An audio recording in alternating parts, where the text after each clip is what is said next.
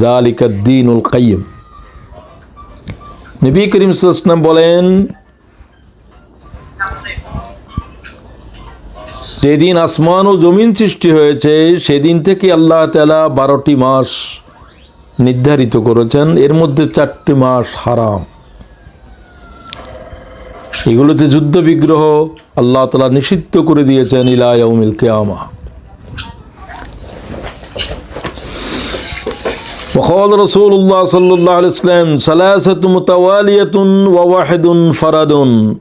এই 4টা হারাম মাসের ভিতরে 3টি পরস্পর একের পর এক, যুলকাদা, যুলহজ্জা, মুহররম, ওয়া রাজব, মুদর, পৃথকভাবে রজব মাস। বোঝা গেল আল্লাহ তাআলাই এই মাসের নাম রেখেছে মুহররম, এটা আল্লাহ কর্তৃক নির্ধারিত। হাদিস শরীফে এই মাসকে বলা হয়েছে শাহরুল্লাহিল মুহররম। সেই মুহররমের 10 তারিখ হলো আশুরা। আশুরা মানে দশম। আমাদের সামনে আগামীকাল থেকেই আশুরার রোজা শুরু হবে।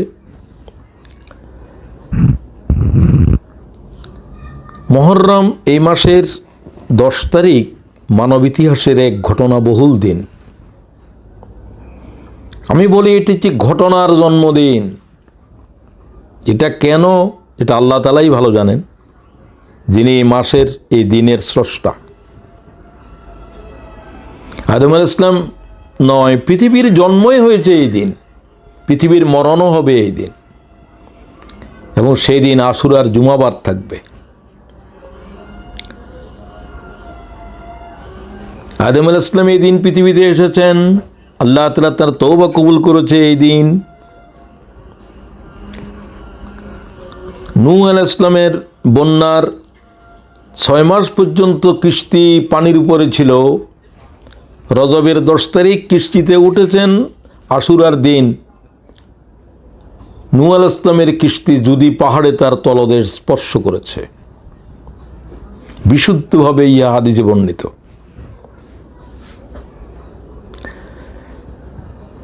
তো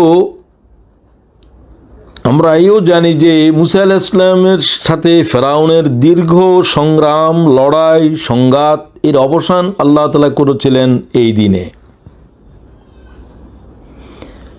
950 বছর মজলুম হওয়ার পরে আল্লাহ তাআলা আশুরার 10 তারিখকে বাছাই করলেন নাজাত দিবস হিসাবে। সমগ্র পৃথিবীর নাফরমানদেরকে আল্লাহ নিশ্চিহ্ন করে দিয়েছিলেন এই দিন। নূহ আলাইহিস সালাম যখন কিস্তি বানাচ্ছিল, লোকেরা হাসাহাসি করছে, এত বড় এক কিস্তি কেন বানায়? এতদিন তো নবী ছিল, এখন তো দেখি কাঠমিস্ত্রি হয়েছে। 3 স্তর বিশিষ্ট এত বড় নৌকা কেউ দেখেও নাই। তো যখন পানি উঠতে শুরু করছে তখন তারা বুঝতে পারলো যে কিরে পানি উঠে কোত্থেকে?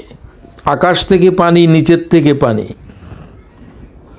পানি দুনিয়াকে ছেড়ে যাচ্ছে, শুধু মাত্র বাড়তেছে আর বাড়তেছে।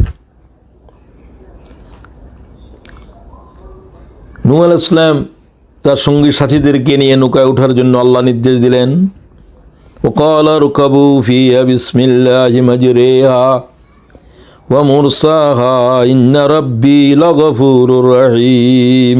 সূরা হুদ। নূহ তার সাথীদেরকে বললেন, তোমরা এতে উঠে পড়ো, আল্লাহর নামে এর গতি, এর স্থিতি, তিনি ক্ষমাশীল, তিনি দয়াময়। ওয়াহিয়া তাজরি বিহিম ফি মাউজিন কাল জিবাল। সূরা হুদে আল্লাহ কি বলেন? সমগ্র পৃথিবী পানির নিচে, হিমালয় পর্বত পানির নিচে, তুর পাহাড় পানির নিচে, সমগ্র পৃথিবীর সব কিছু আন্ডার ওয়াটার। পানি ছাড়া আর কিছুই ছিল না। উপরে আকাশ, পানির উপরে শুধু একটা কিস্তি, কিস্তির উপরে 80 জন মানুষ।